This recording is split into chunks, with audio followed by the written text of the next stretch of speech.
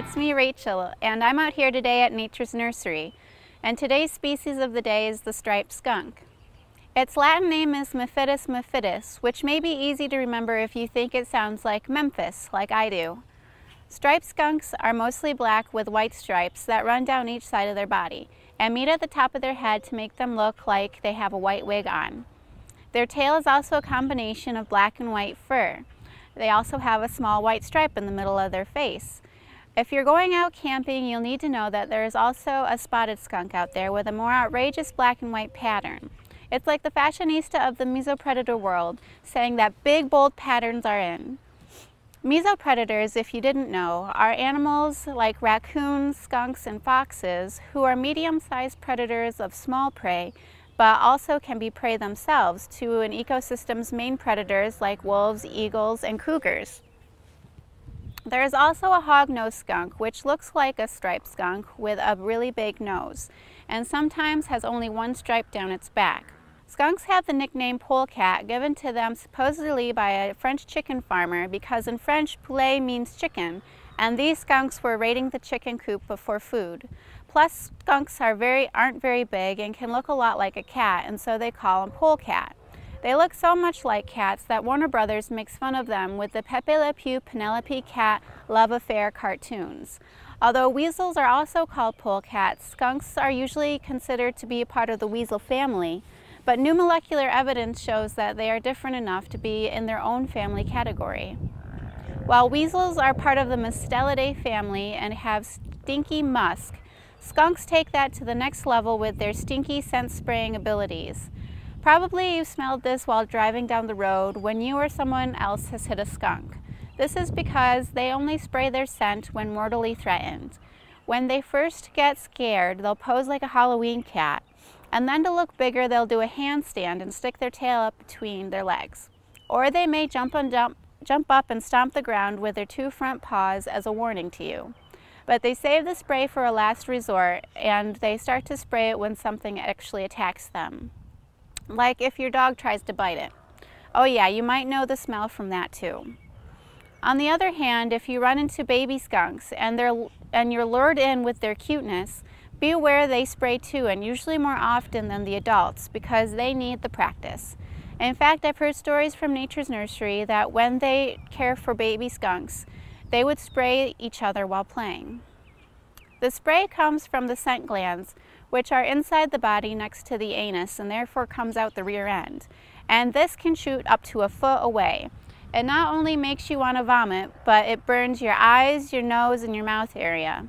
Once an animal has experienced this, it usually never touches another skunk. But hawks and great horned owls don't smell the same as mammals and can still maneuver around this defense, which makes them skunks' main predators.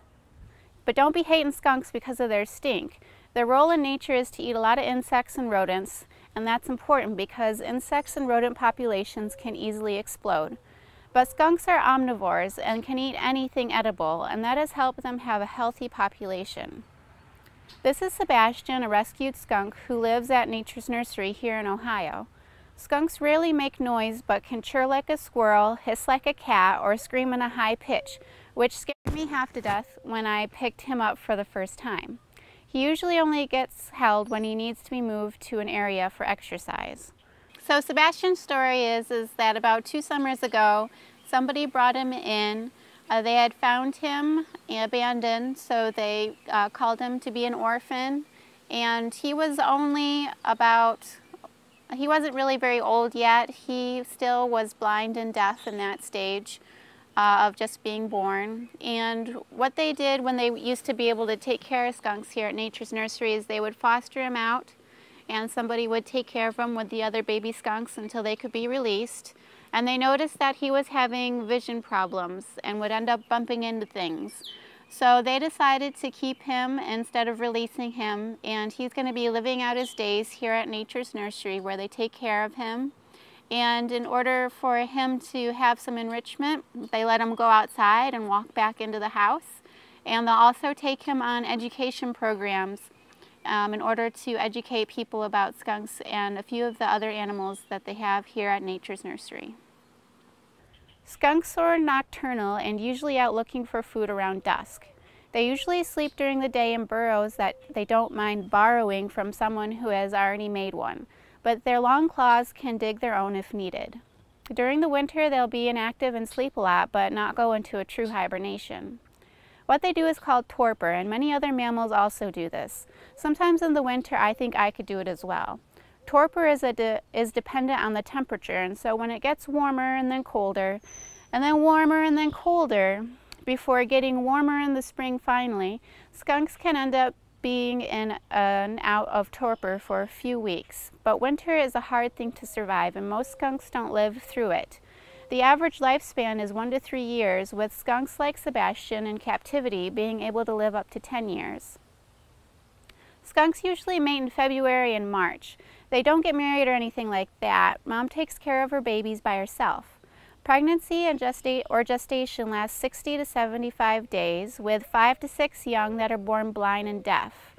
They nurse and stay in the den for about 2 months before following their mom outside.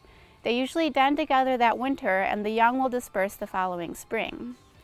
It's important to note that skunks have the ability to get and spread rabies, a deadly disease that can be spread to humans. This is one reason why you should never handle a wild skunk, even if it's injured. Well, that's it for today's Species of the Day. I hope you learned something. Hit the thumbs up if you like this video and subscribe if you want to stay informed on when a new video will be posted. I'll see you next time.